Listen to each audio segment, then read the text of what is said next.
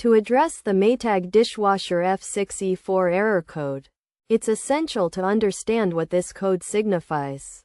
The F6E4 error code indicates that the dishwasher is unbalanced, which is often caused by poor leveling that actuates the overfill or floater switch. One of the primary reasons for this error is incorrect leveling of the dishwasher. To rectify this issue, the appliance must be leveled correctly.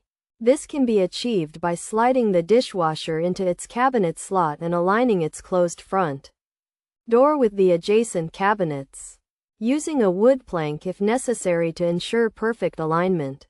The next step is to ensure the leveling legs are firmly against the cabin floor.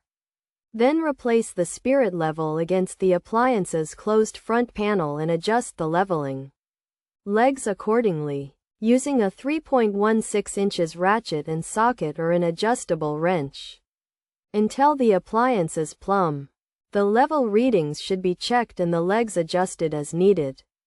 Finally, confirm that the appliance is level by opening the door and checking the levels from the front end of the upper panel. By properly leveling the dishwasher, the F6E4 error code, which is caused by an unbalanced appliance, should be cleared.